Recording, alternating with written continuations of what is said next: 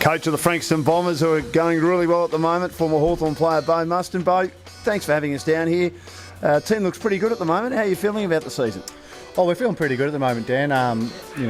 Probably the first month of the year we probably struggled a little bit with our form, a little bit of ups and downs with certain quarters, but I felt like the last month we've started to get back to a brand of footy that we're pretty proud of, and we think we're playing pretty good. We think we've still got a lot of improvement left to go though as the season still unfolds. Have you had to coach differently because it's a different competition, First Division, compared to the competition you played in last year? Yeah, well, us, Serena and Rosebud have got 7 new oppositions to come up against, so whereas the others only have 3. So there's definitely not a disadvantage, but we've probably got to do our homework a little bit more, and probably have definitely found that the Division 1 footy is obviously of a higher standard, all these sides, but I really feel like we're starting to play okay at that level and hold us up. So we've definitely had to change some things tactically, which we probably got away with previously, but yeah, definitely have changed a few things game plan wise, just to make a few minor changes. Do you think that's made you a better coach? Yeah, well, I think when you've got to evolve parts of your game plan and stuff, mid-year and things like that, I think it definitely challenges you because it makes you question whether what you're doing is right. But we're starting to get a couple of really strong results over the last few weeks, so it sort of makes me believe that we are back on the right path again. How important was it for you to beat Sorrento? Oh, super important. There's probably a little bit of jealousy, envy of Sorrento, as much as a lot of respect too. Yeah, there's definitely respect with the way that they go about it, and have built a club from probably a not too dissimilar position to what we were at one stage. So there's definitely respect there. But as a coach, I'd never beaten them for my 4 years at the Bombers, and yeah, it was a really one that we were really proud of. Do you see yourself as a coach long term, or career coach, as they say in the classics? This is the start of a long journey.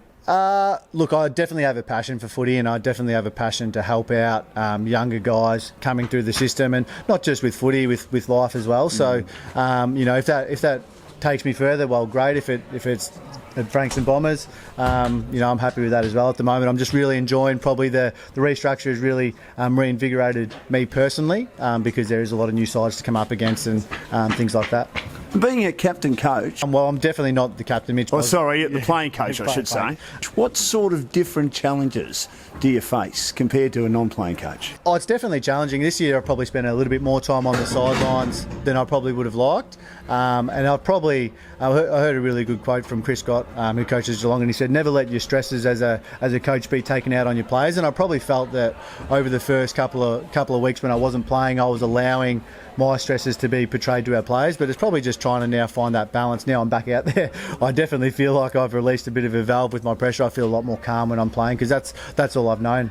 You had 5 years at the Hawks. They've got a great culture there. Yeah. What have you brought across from Hawthorn that you think has helped the Frankston Bombers since you've been coach? And obviously you would have learned a lot from Alistair Clarkson too. Oh, well, yeah, the first word you said was all about trying to implement a good, strong culture and working that from the ground up, and that was definitely something that I tried to bring in, and have some really strong key values as a coach to be able to portray to the players and build a foundation, which what I felt we've done. But yeah, other than that, I think probably I spent a lot of my time at VFL level with Box Hill through there. Yeah, passion is definitely one thing that Brendan Bolton, who actually was my coach at Box Hill when I was at Hawthorn, and he's super passionate, as you probably could see in his first few interviews as an AFL interim coach. He was really passionate about what he does, and that's probably my biggest thing that I try and bring is just the love of the game and the passion to the players.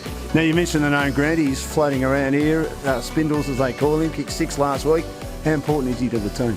Oh, he's super important. When he's up and about, the players definitely thrive off his ability because he's able to do things that some aren't. It's nice that he's been able to kick a little bit straighter over on the weekend as probably the previous weeks, but he's going super well. He's bought into culture. He's sharing his knowledge, so we're super proud with how he's going about it, and I think he's starting to hit his straps a little bit mid-year, which is nice, so he'll keep ticking along.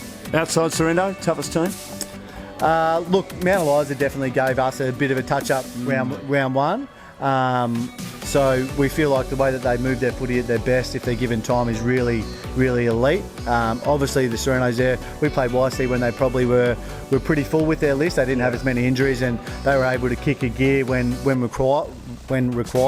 So yeah, they were really good. But yeah, obviously Edith Vale was a nice strong game out here as well. So I think there's 3 or 4 really good top strong sides which I think can all contend on their best. It's just making sure that you can be at your best at the right time of the year. Good on you both. Thanks for joining us. Great to have you part of the league again, and may the Bombers keep having success. Thanks for joining us. Thanks, Dan. Good on you, mate. Thank you.